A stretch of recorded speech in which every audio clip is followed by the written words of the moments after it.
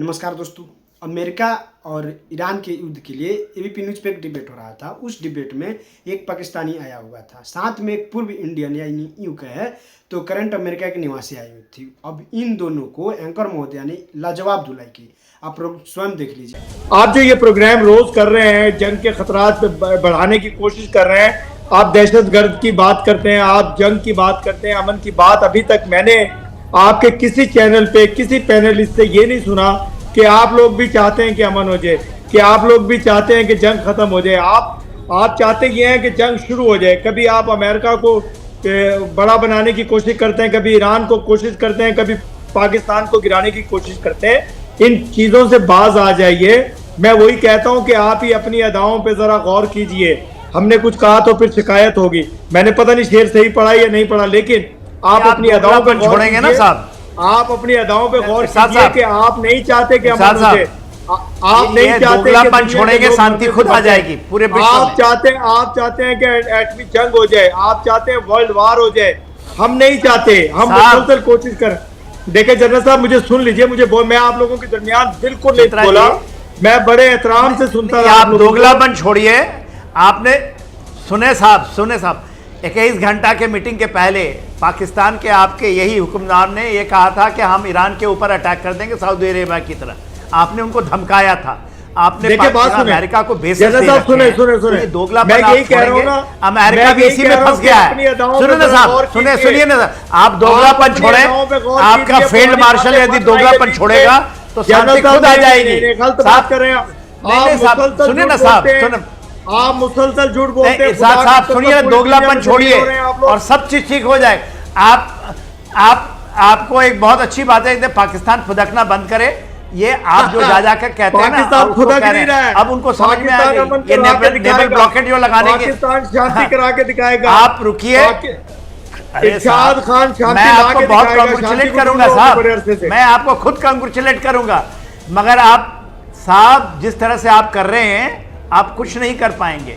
हाँ, अमेरिका को आप ऑफर देना चाहते हैं, उनको एक लग गया हाथ में, एक चीज कामयाब हुए हैं। वो नेवल ब्लॉकेड लगा करके ना उनको एक नया चीज मिला है। आप जरा चाइना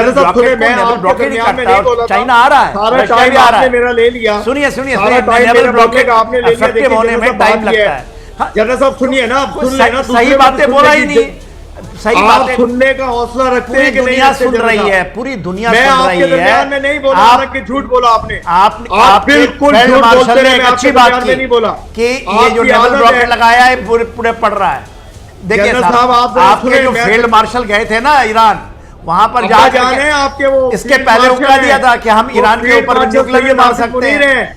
उनका नाम फील्ड मार्शल सैयद हाफिज मुनीर है।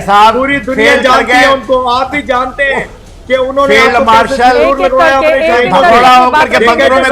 बेहतर पता चल पाएगा। इरशाद अहमद खान जी, इनको मैं आवाज बता आपको। इरशाद अहमद खान जी, एक बार इरशाद अहमद खान जी, आपको पता है कि जो सस्ता सा शेर आपने 3 बार सुनाया है, ये हमारे वहाँ जिनको पैसे मांगने होते हैं ना किसी से, तो इसी तरह के सड़क छाप शेर सुनाता है और उसी को बार बार रिपीट करता है इरशाद अहमद खान जी। तो आप जिस पर बड़ा गुरूर फरमा रहे थे ना, ऐसे सड़क छाप शेर आप पाकिस्तान में सुनाइएगा। और दूसरी चीज यह है कि वर्ल्ड वॉर आप चाहते हैं, ये चाहते हैं, वो चाहते हैं। हम तो भाई आपके भी मुल्क में शांति चाहते हैं और हम चाहते हैं कि ऐसी व्यवस्था बने कि भाई पाकिस्तान की वजह से दुनिया भर में भी शांति छाई रहे। अमेरिका में हमला होता है, आतंकवादी हमला, उसकी जड़ें कहाँ मिलती हैं? पाकिस्तान में। सबसे बड़ा आतंकवादी ओसामा बिन लादेन का मार गिराया जाता है आपके वहाँ मुंबई हमलों का हाफिज सईद गुनहगार आपके वहाँ छिपा हुआ है। किस मुंह से आप लोग अमन चैन की बात करते हैं? और भारत ने मार मार के जो भूत बनाया है ना आप लोगों का, आपको औकात बार बार दिखाना, मैं तो समझ नहीं आता हमारी सरकार क्यों नहीं इकट्ठा आपका भूत बना देती है। न रहेगा बांस न बाजेगी बांसुरी। आतंकवादी मुद्दों पर लेकर जो दोगलापन, बिल्कुल सही कहा के सिन्हा जी ने, कि आप लोग दोगलापन वाली राजनीति अख्तियार करते हैं। मुंह में छुरी, मुंह में राम बगल में छुरी वाली आपकी स्थिति है। आपके दिमाग में कुछ और चलता रहता है। दहशतगर्दी को बढ़ावा आप लोग देते रहते हैं और यहाँ पर पाकिस्तान का झंडा लगा लो। अरे पाकिस्तान के पासपोर्ट पर तो वीजा भी नहीं दे रहे हैं। अब खाड़ी के मुल्क, आपको पता है कि नहीं पता है? आपको पता होना चाहिए। पाकिस्तान का जिसके पास पासपोर्ट है उसको खाड़ी के मुल्क को वीजा तक नहीं मुहैया करा रहे हैं और बैठकर पाकिस्तान का झंडा लगा लो, पाकिस्तान का झंडा लगा लो, जहाज गुजरने की वो नौबत आ जाएगी।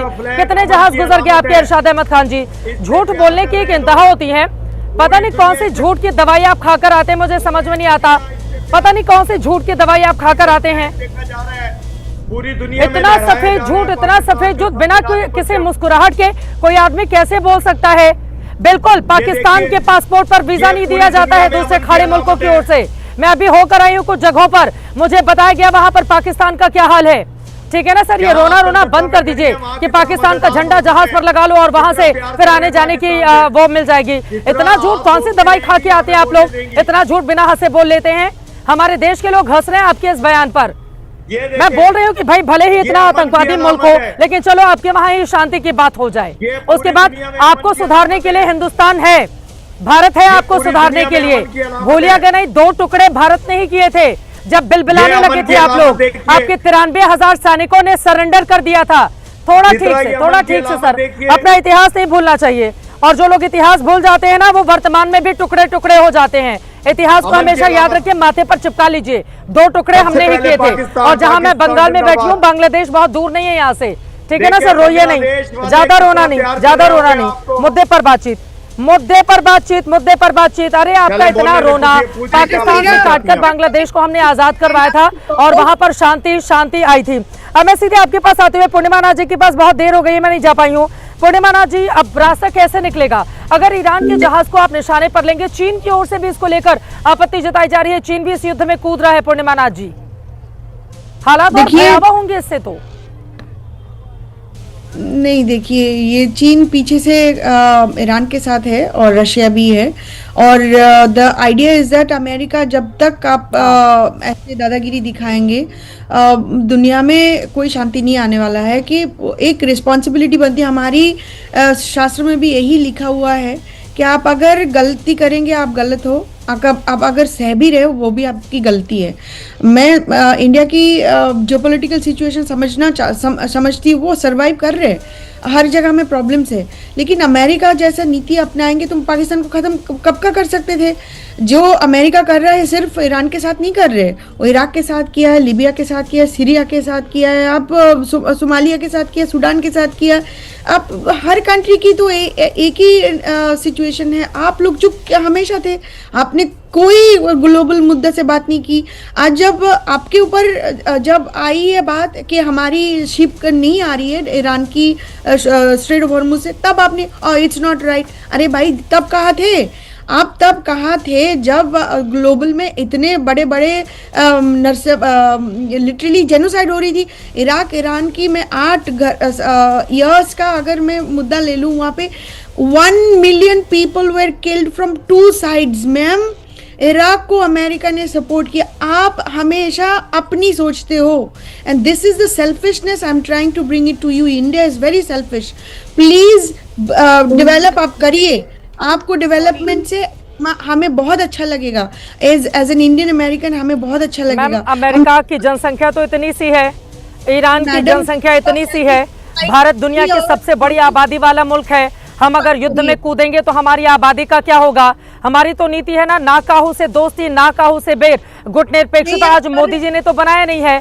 गुटनिरपेक्षता का सिद्धांत तो न जाने कितने सालों से भारत फॉलो कर रहा है। जबरदस्ती किसी के युद्ध में कूद जाना, जबरदस्ती किसी को आंखें दिखाना, ये दादागिरी कोई और करते हैं, ये सड़क के गुंडे करते हैं, ये बड़े लोग नहीं करते हैं। बड़े लोगों की ये निशानी नहीं होती है कि 2 लोग लड़ रहे हो तो जाके उसमें दादागिरी करके अपनी आंखें दिखाना।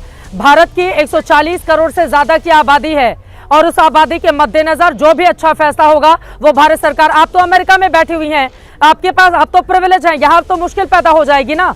यहाँ पर तो गैस की किल्लत, तमाम दूसरी किल्लतें, हम क्यों पड़े? अमेरिका और ईरान के वो लोग आपस में लड़ रहे हैं, हम तो शांति की बात कर रहे हैं। हम बोल रहे हैं डायलॉग डिप्लोमेसी के जरिए आगे बढ़िए। पाकिस्तान जब आतंकवादी भेजकर हमारे वहां हमले करवाता है, कितने लोग आकर उसकी मुखालफत करते हैं। हम खुद लड़ते हैं ना, अपनी लड़ाई खुद लड़ी जाती है। जो गलत हो उसको गलत बोलना चाहिए। अमेरिका की मुखालफत हम कर रहे हैं, लेकिन यहाँ पर भारत दादागिरी नहीं करता है, वो विश्व मित्र है, वो सबको कहता है शांति से आगे बढ़ो। हर मुल्क को यह अधिकार है कि वो शांति से आगे बढ़े। ठीक है, अब सेल्फिश मुल्क कहना अपने ही मुल्कों की कितनी शर्मिंदगी की बात है। पूर्णिमा जी, आप भारत छोड़कर चली गई, कम से कम संस्कार यहाँ से लेकर जाइए। और भारत जैसे मुल्क को आप सेल्फिश कह रही हैं। मैं हैरान हो रही हूँ कि कोई महिला इस तरह का बयान दे रही है जो भारत में पैदा हुई। खत्म, bye bye, tata, good bye.